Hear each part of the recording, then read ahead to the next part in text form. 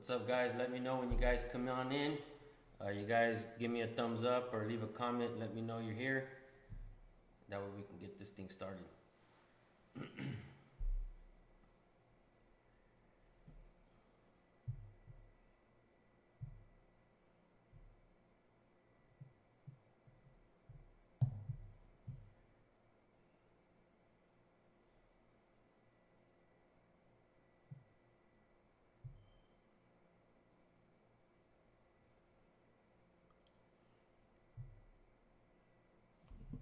All right, we got people watching. Spot Check News, Nate Skates, Ruben, Richard, Top Notch, Cloud9. Thank you guys for being here. We're going to discuss a case where an officer killed an unarmed man, and this officer is known for killing folks. I am in contact with Trevor Seever's brother Kyle.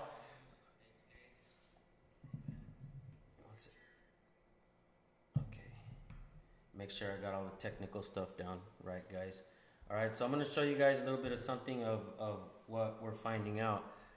Trevor Seever was born April 24th, 1991, graduated San Jose State. In 2019, he was unarmed and he was ambushed by a serial killer cop during a mental health crisis in December 29th, the year 2020.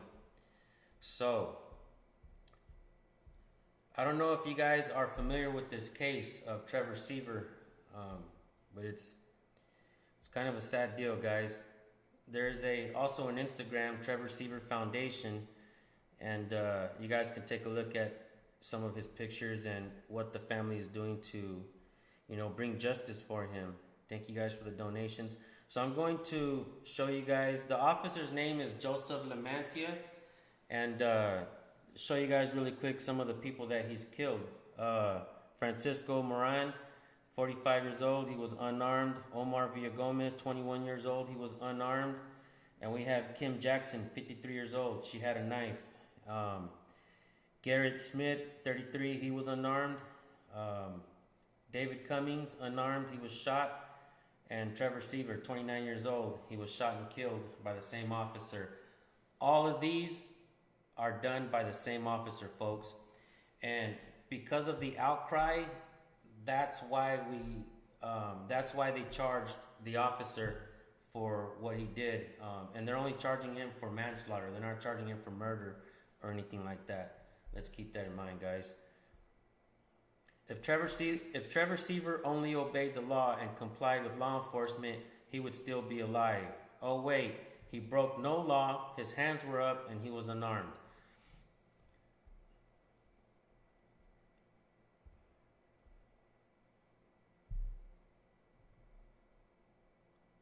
He was the fifth person that Lamantia has killed as a police officer of 12 years, with another shooting on a man who survived. Lamantia has been charged with one count of voluntary manslaughter for Trevor's death. The family is pushing for murder charges. Join us as the family speaks truth to power. Justice has not been served. And the brother, all of this was sent to me by the brother, guys, Kyle. He's been kind of the voice of the family. If you go to the website, you can see the mom pours out her heart, and she's in pain, guys. Of course, when you lose a loved one, especially to the hands of police, it's a very, very sad deal for the whole family. And big ups to the brother Kyle, who's been kind of the voice of the family right now. Trevor for Justice, please post, share, and do not allow Modesto Police Department and Interim Chief of Police Brandon Gillespie to continue to get away with his slander and false narrative regarding ex-Modesto police officers Joseph Lamantia's murder of Trevor Seever. Unarmed, on his knees with his hands in the air. Number one, admit the safety bulletin that officers supposedly received regarding Trevor Seever and comments made on Instagram was false and had lies, slander. Trevor never made those statements. Trevor never said those words. Trevor never typed those words. And Brandon Gillespie, knowing that Trevor Seever never said, typed, or felt the belief of a good cop is a dead cop. All we want for Christmas is a dead MPD officer. Gillespie knew Trevor Seever never said, typed, or believed those statements and still released that to the public. Gillespie has yet to face accountability for spreading this slander to the public. Is Modesto going to allow the police to murder unarmed civilians, then lie and slander about the victim to the public, newspapers, and news stations? And I gotta tell you guys, the news, mainstream media news, they always only get one side of the story, and it's always to back the blue. There's a narrative there. That's what they're paid to basically back the blue, no matter what, guys. And why aren't they really trying to get the family story out? Why isn't mainstream media news going out of their way to hold them accountable, like us, who have no motives, who have no narratives? We just put the truth and we put it out there. Accountability should not just be for the people, but for the people that we employ. So, does it sound echoey, guys? Sorry, man. Try to turn it down a little bit. Is that a little better, guys? Can you guys still hear me? Give me a 1 if you guys can hear me good.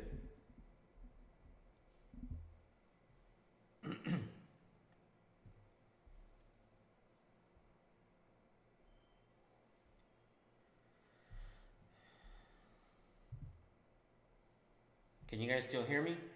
Give me a 1 really quick, guys, if you guys can hear me.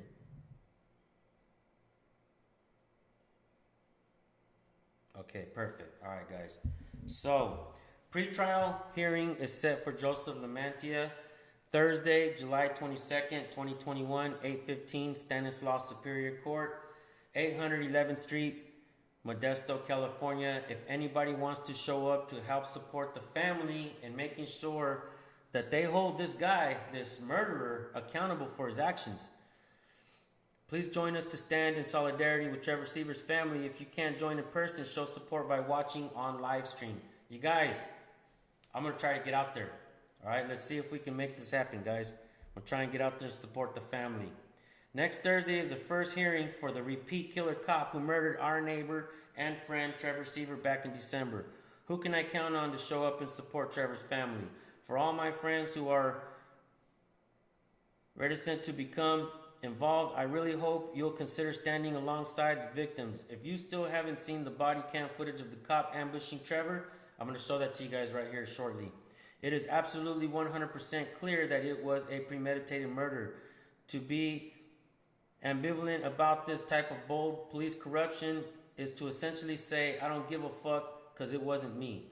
Visit www.justicefortrevor.com for a link to view the body cam footage and to keep informed of the family's plans to honor Trevor's life and their struggle for justice. We will be there outside the Stanislaus Superior Courthouse in downtown Modesto around 8 a.m. next Thursday, July 22nd, to show our love and support. More info needs to come, so stay tuned. Loving Modesto needs to mean showing love to innocent victims of police violence. So let's all get up off our asses and show our love.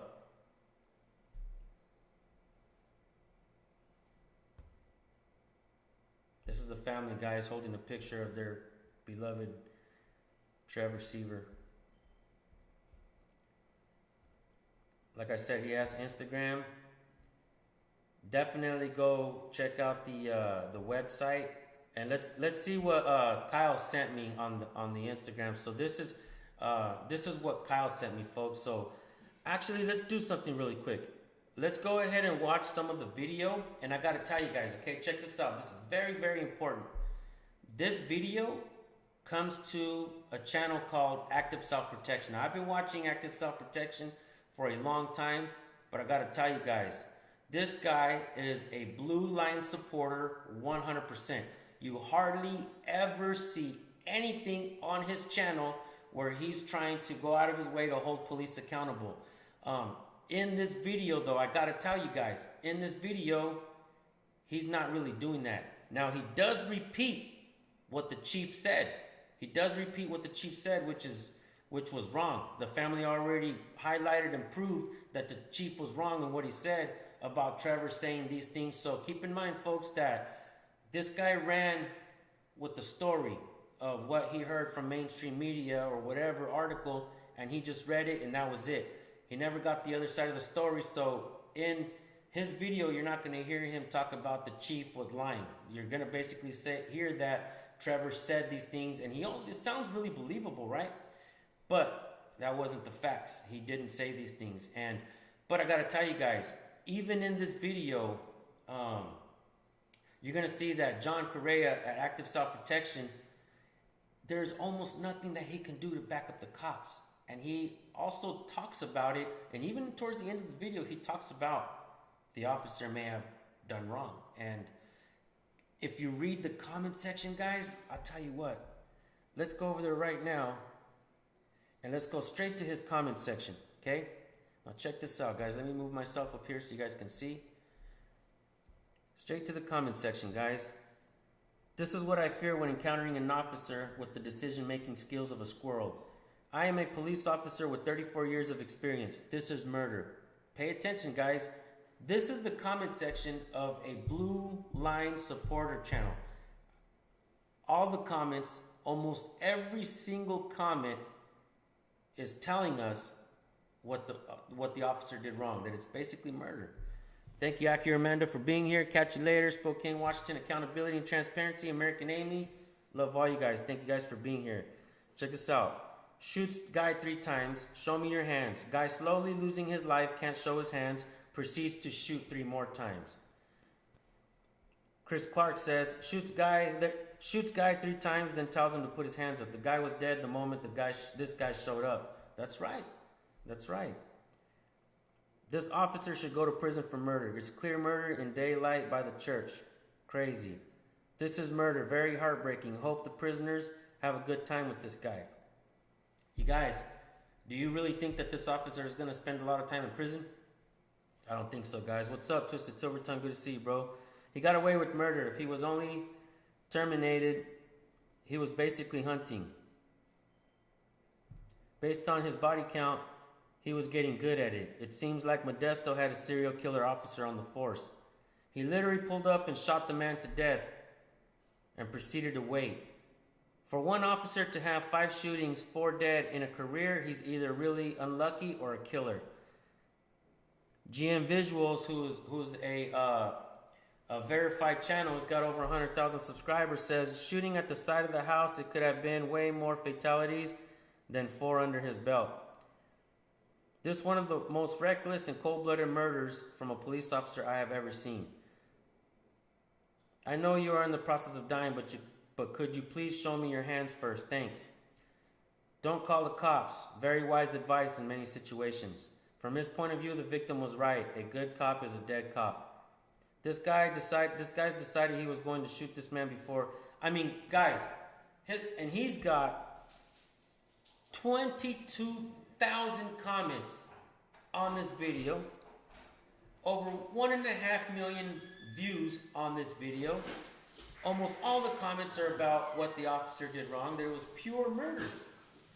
Let's get into the video a little bit, guys. We'll pause and we'll talk a little bit about it, especially for fair use reasons. For officers and private citizens alike, the standard of the use of deadly force is objective, reasonable evidence of a deadly threat.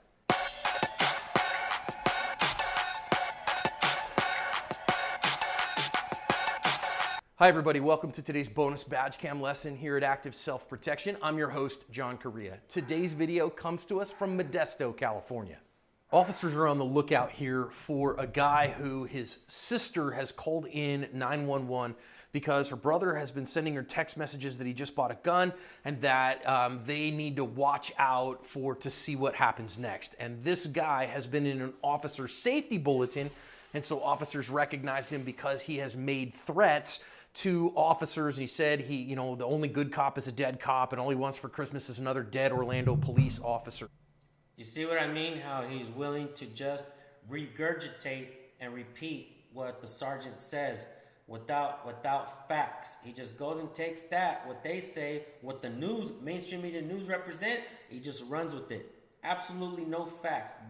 The family's story, the side of the story was never told. And also, guys, I do have Kyle's number. I don't know if he's asleep yet. He was supposed to join me for the live stream today. We are going to try to call him back in a little bit, maybe even send him a link so we can get him on this live stream now, but let's keep watching, folks. And so officers have been called in this area. They've been looking out around this church for this guy. And the officer here whose badge cam we are watching is looking around and is going to see him kind of over his right shoulder as he comes around through here. So you can see him looking over to his left. He's actually here in a little while going to see this guy duck in between buildings on the right, and a confrontation is going to ensue. That's what he's been told. That's what he has to see. Let's listen in on the camera.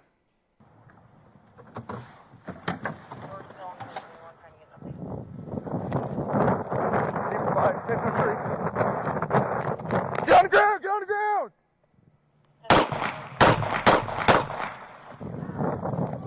Seever 5, shots fired. Just like that, guys, that fast. Get on the ground, get on the ground. Just straight started dumping on him. Show me your hands! Seever 5, copy, shots fired. I'm behind the park. Show me your hands! Put your hands up! I'm behind the church, west side of the complex. Show me your hands! Put your hands up!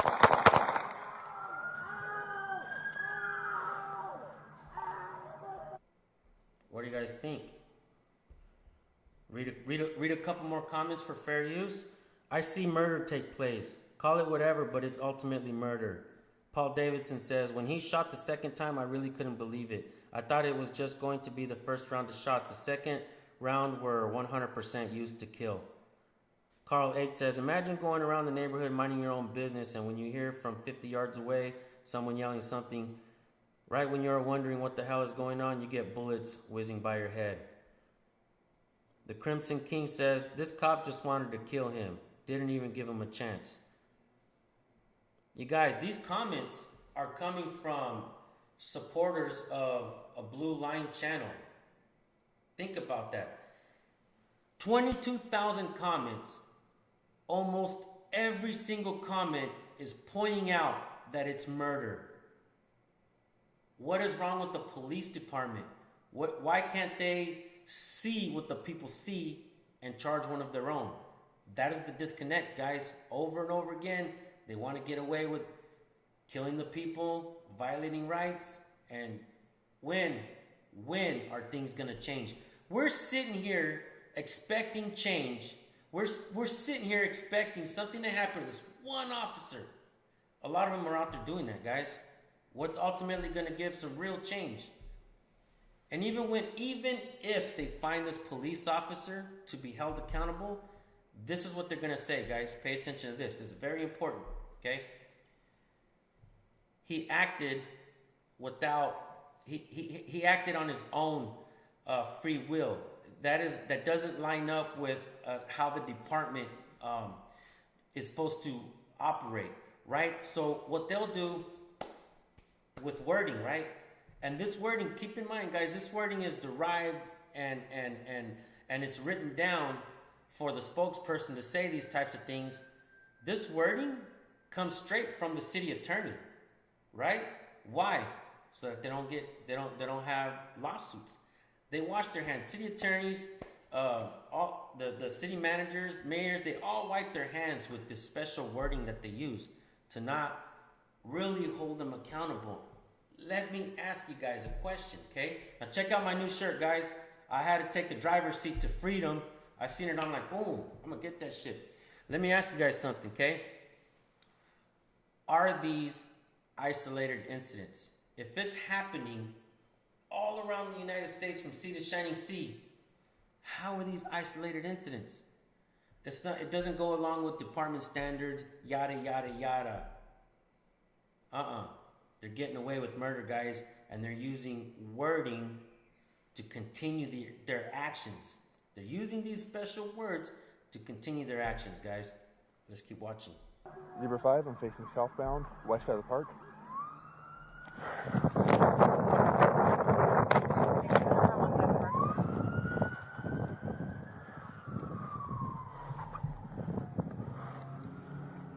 Show me your hands! Put them out!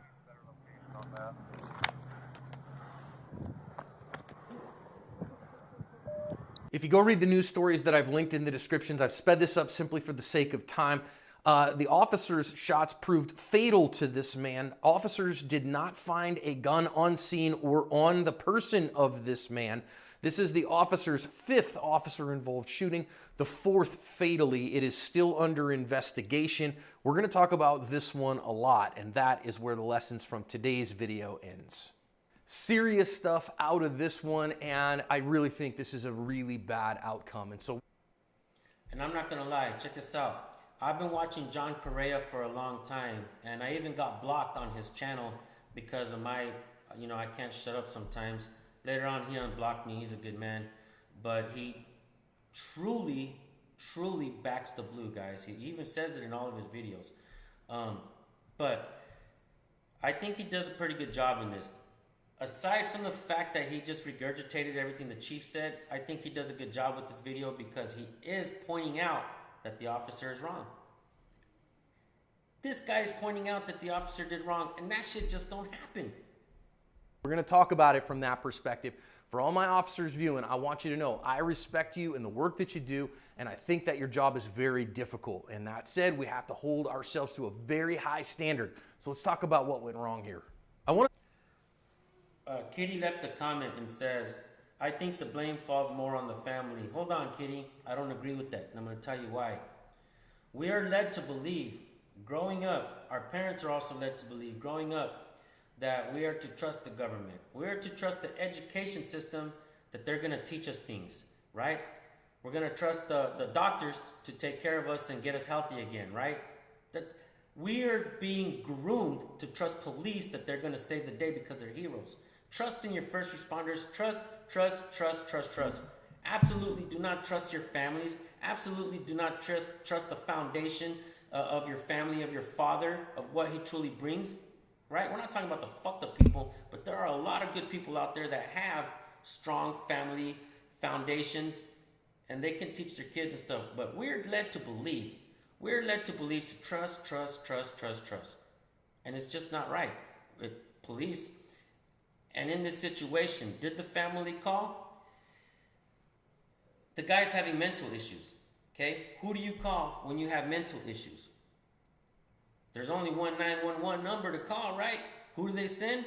They send armed thugs to come out there and deal with people who have mental issues. Let's keep that in mind. Just because a family member calls somebody, the cops, and the cops come and kill their family members, I don't believe that goes to blame the families. I don't believe that we should completely blame the families. That's kind of a fucked up thing to say.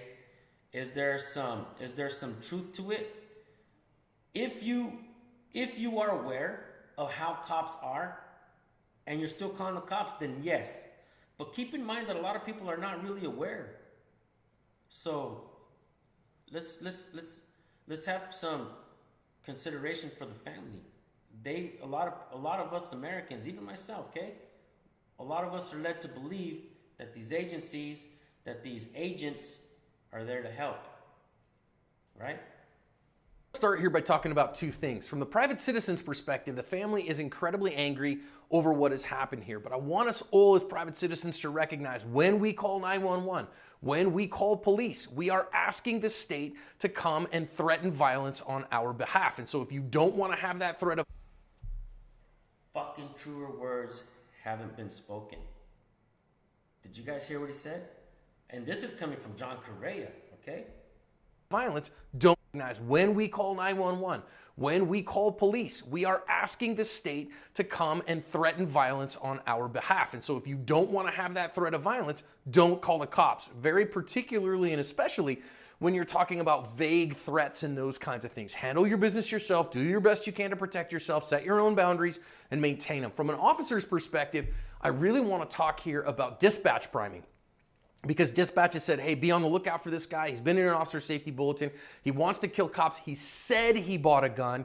And his sister said he's making vague threats. But those are all vague things that are going down here. That's not a specific credible threat. These are vague and general threats. And when you let dispatch prime you to the point that you say, oh, this guy wants to kill cops, he wants to kill his family, he's got a gun, then bad juju comes out. And that's exactly what I think happened here. Notice that the officer gets out with a gun in hand.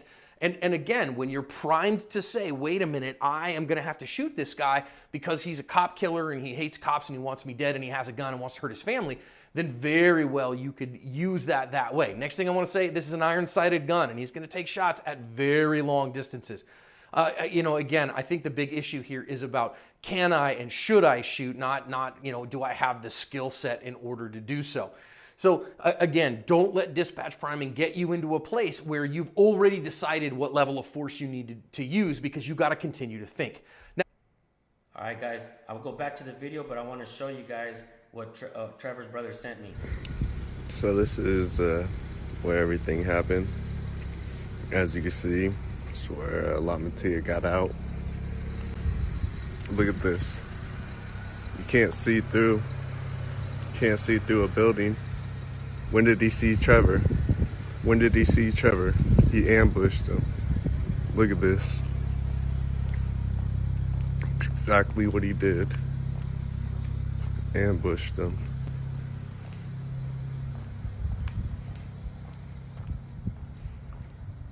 That's such fucking bullshit, man. Can't even see through. Try to act like he pulled up here. Try to pull up, act like he pulled up here. Try to act like he saw Trevor. Try to act like he saw Trevor running. Try to act like he seen Trevor running when really, man, he is ambushing him. We know the truth. Can't see through the wall. You couldn't have seen Trevor. You ambushed him. You drove your car because Trevor was sitting over here on the bench. You drove your car around this lot. You saw Trevor while you're driving around this lot. You saw him. You wanted to trick him. You acted like you drove off and you parked your car right there and you ran around this corner and you ambushed him, you fucking dickhead.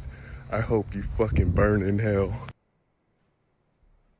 You guys hear the pain in his brother's voice? Sickening, man. Let me play a voice message he left me for you guys. Thank you very much. Maybe we can make an in-depth video about my brother's case and the lack of transparency that the police department shows, the lack of accountability, the slander they put towards our family, and the way they treat us like we're the criminals when we're the victims.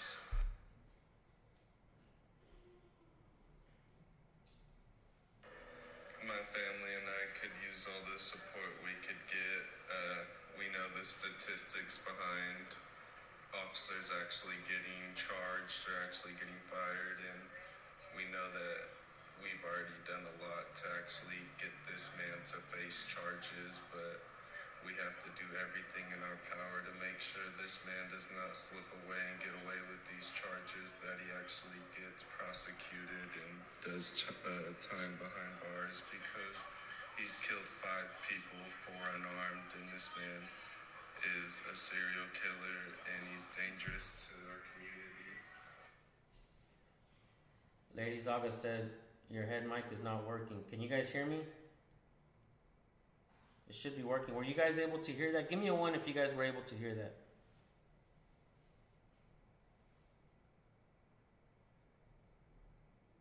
Were you guys able to hear that? Give me a 1, guys. I got a couple more voice messages to play.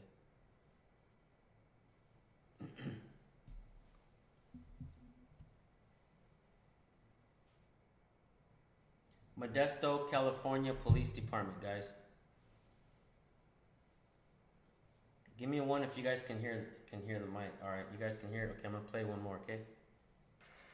There's no explanation for Joseph Lamattia's actions, and it's very mind-blowing, and we thank God that we were able to get that on video, as hard as it's been, especially for me, Trevor, my best friend. Ever since we were growing up, I was 2.5 years apart from him, but without the video, he probably wouldn't have got fired, just like all the other times he murdered unarmed people.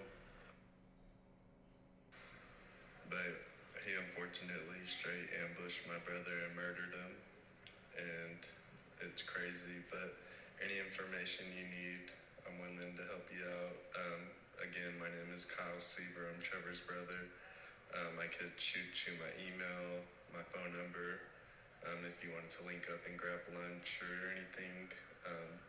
Unfortunately, I have been the voice of my family, my brother, speaking in different cities, bringing awareness to this atrocity, this horrible action. You guys hear the pain in his voice? What police officers and police unions and these legislators and the judges and prosecutors and all this, they don't care. They're not feeling the voice. As a matter of fact, I can guarantee you that they won't even take the time to listen. You want to know why? Because then they're going to know they have blood on their hands. All of them.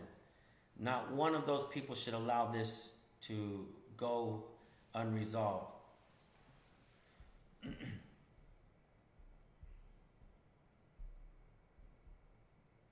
Now, I want you to see what's going on here and notice that this guy is 50 yards away from the officers. Measured it on Google Earth from their positions, right at 50 yards away. So it's kind of difficult to see here. This looks like a picture of a Sasquatch or something. But what I want to say is does it look like he has a gun in his hand? Does he look like he's pointing anything at the officer? Are there any other private citizens here that are at immediate threat?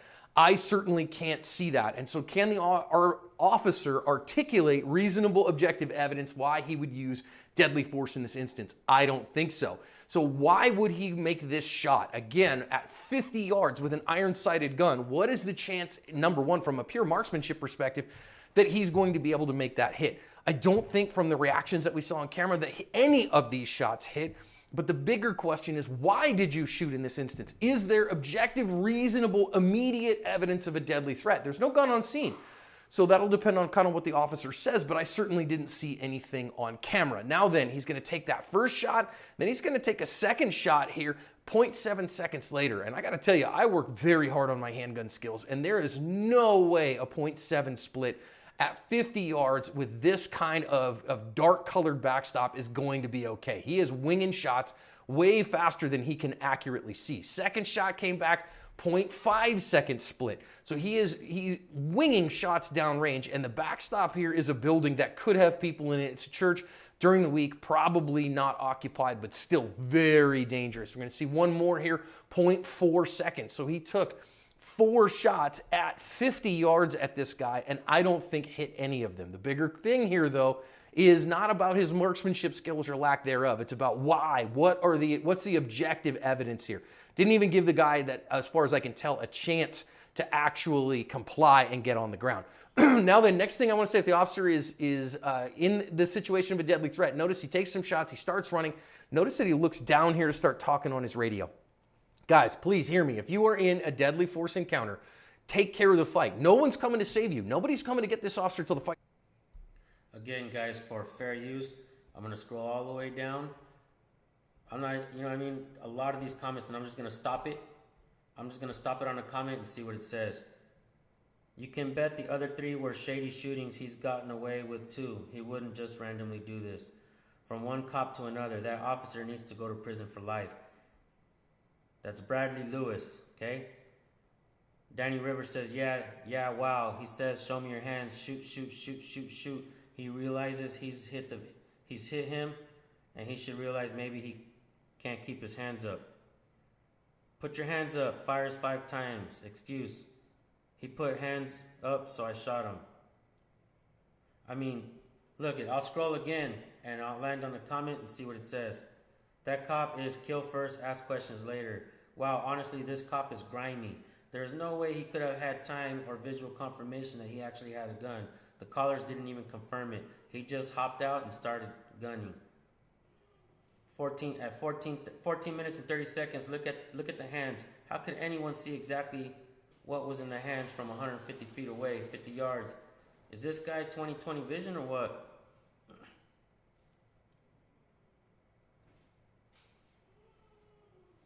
This was like an assassination. That's right, guys. I'm telling you. It's already done. So win the fight first, then get on the radio. Don't get on the radio and talk on your diary. Dear diary, I'm in the middle of a gunfight. Things are bad. You know, bad juju is happening. No. win the fight first. Now the officer moves up to the 25-yard line, starts issuing commands, and what I want you to see right here is this guy is fully compliant. I'll just about guarantee you that he is not hit at this point because of the way he's acting. He's not acting like somebody would with a bullet wound. As soon as he's hit with a bullet, he falls over on the ground. So all those 50-yard shots have ended, but you notice he is hands up completely. Okay, man, I am compliant. And now notice as well, the officer takes his hand off his gun to talk on the radio some more. You've already told him where you are. You've already told him what's going on. Let him get to you, handle your problem. Because he's looking down and trying to talk on the radio, he has significant task saturation. And because of that, then when we see our guy put his hands down, we start asking the question, why? And because our officer is talking on the phone with his head down and his eyes kind of looking through not the middle of his eye sockets, he's not able to solve this problem and see that my guess is in most likelihood, this guy is moving around because his knees are hurting because of the rocks that he's in, that he's gotten on his knees.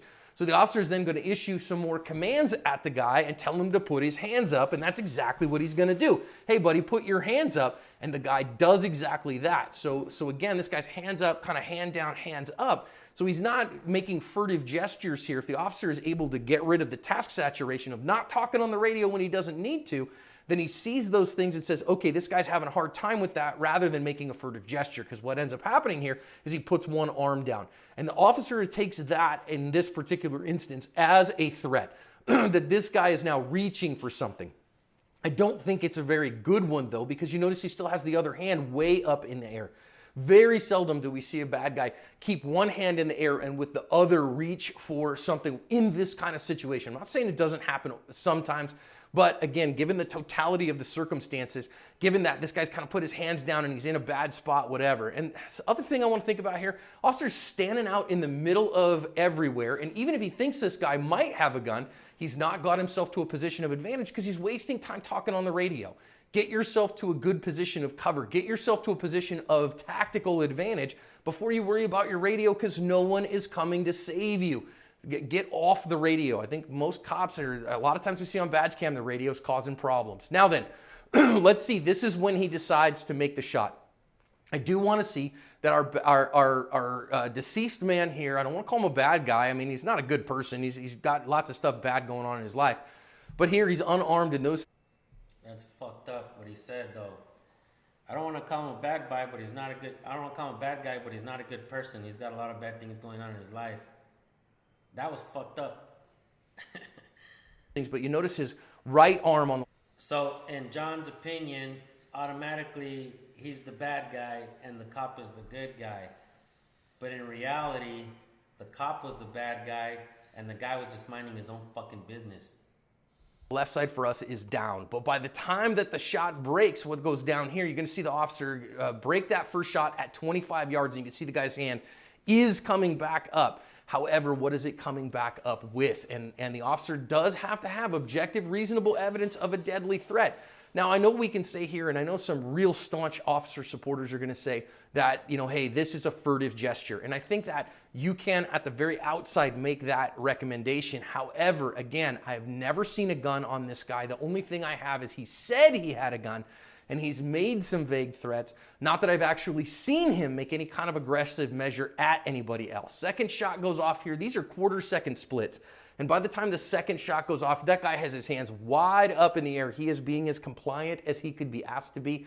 But the first shot, I think, is the one that hit him and was fatal. The third shot's going to go off here at another quarter-second split. And again, I got to tell you, I do not know very many people on Earth, maybe 50 or 100 people on Earth, who can hit quarter-second splits at an 8-inch, like high-center chest shot at 25 yards and get accurate hits. That tells me this officer is, again, not using good marksmanship principles. Now, of course, that's not the big problem here. The problem here is decision-making and should he shoot, but also the fact of the matter is he is absolutely panic firing this gun is what he's doing.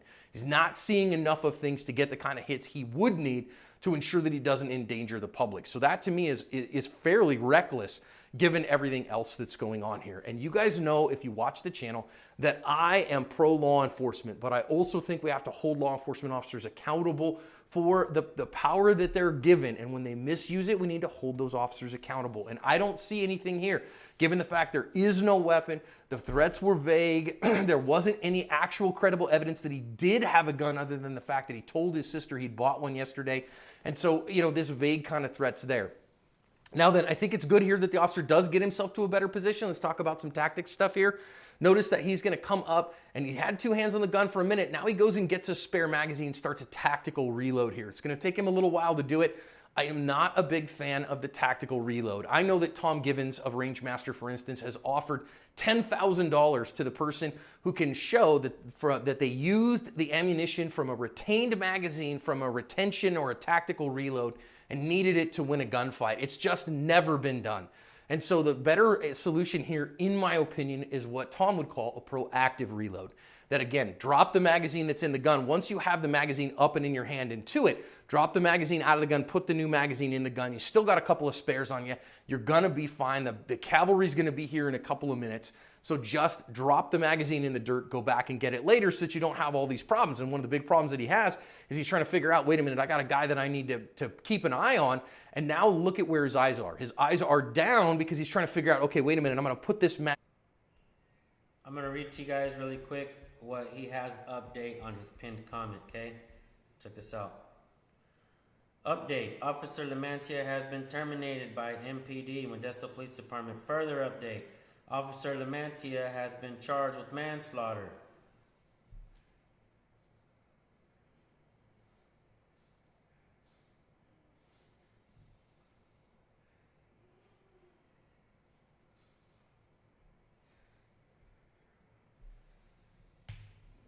Hello, my name is Brandon Gillespie, the Interim Police Chief of the Modesto Police Department.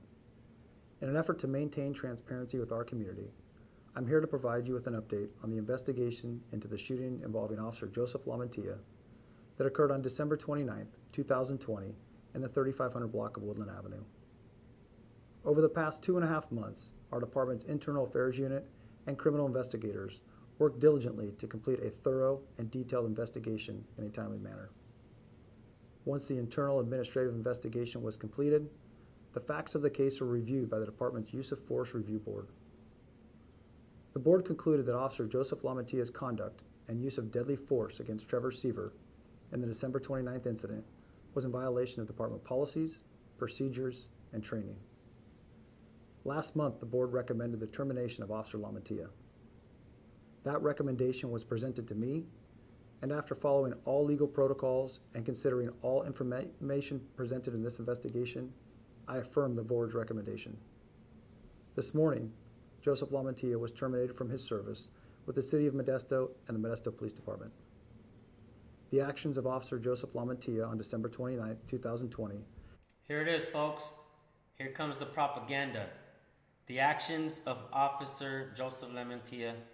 Here comes the propaganda. Here's what I was telling you guys about. He's about to wipe his hands clean. The department, clean. The city, clean. Everybody's clean. Now they're going to throw Joseph under the bus. After they gave him every opportunity to not be trained properly, they gave him the opportunity to get away with all kinds of shit. They backed the blue. They filled him up with propaganda. You're a fucking hero. You're a hero. We got your back no matter what, right? But when the fucking people finally stand up and say, no, this shit is wrong, then the fucking department chief is gonna come out and say, okay, it was wrong, but it wasn't the department. It was him and him alone. All right? Keep that in mind, guys. Here it comes. Did not live up to the standards that our community, Orale, here we go, watch. Modesto and the Modesto Police Department. The actions of Officer Joseph Lamantia on December 29, 2020 did not live up to the standards that our community, our department, and I demand of our officers. The death of Trevor Seever is a tragedy for his family, his friends, and for our community. The men and women of the Modesto Police Department work hard every day to build trust and maintain positive relationships. No, you don't. No, you don't. You propagate to back the blue.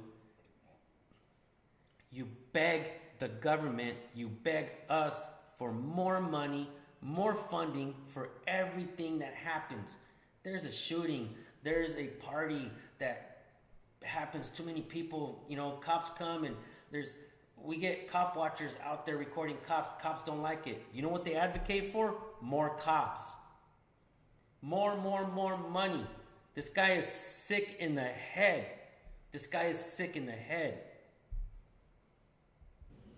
While I understand Officer Lamantia's actions have set us back, our department is dedicated to serving the public and committed to rebuilding any... No, it's not. Because you just threw Lamantia out on his own, and now you said not on the department. But how is the department really trying to fix the mistakes that a uniformed officer made while wearing the uniform? What are they really doing to change, to gain the trust of the people again? What are they doing? You want to know what they're doing? They're blaming the victim. They make it seem like he's a bad guy. They're going to go out and look for everything he's done wrong in his life so they can continue to bash him, basically say that to the family, and say, it wasn't us, it wasn't the department. But yes, it was, because he was a uniformed officer. He was trained by you guys. You guys did not properly train him to de-escalate. You guys did not let him know that he would be held responsible if he makes a mistake like this. No, what you guys do in this instance is you fucking charge him for manslaughter?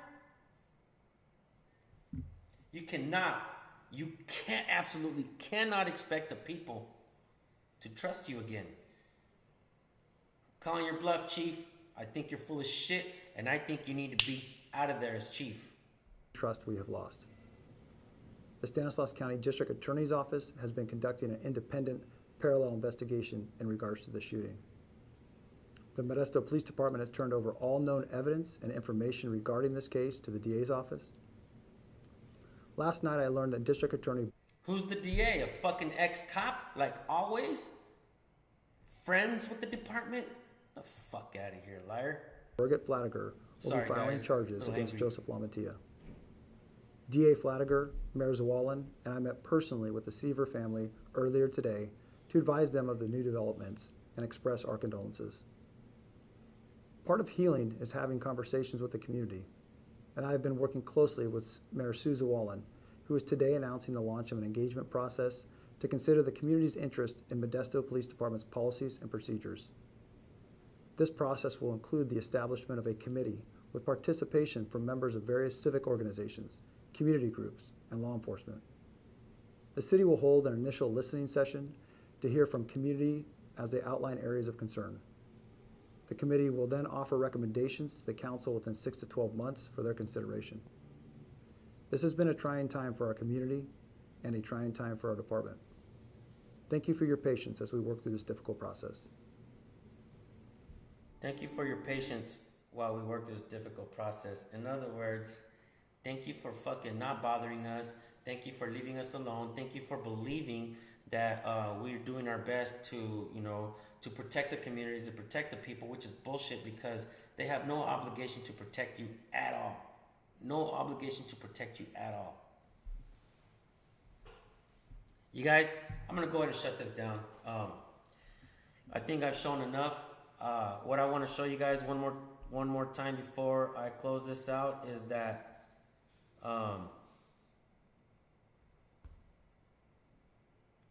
that the pre-trial for Joseph Lamantia is set for Thursday, July 22nd, 2021 at the Stanislaus Superior Court.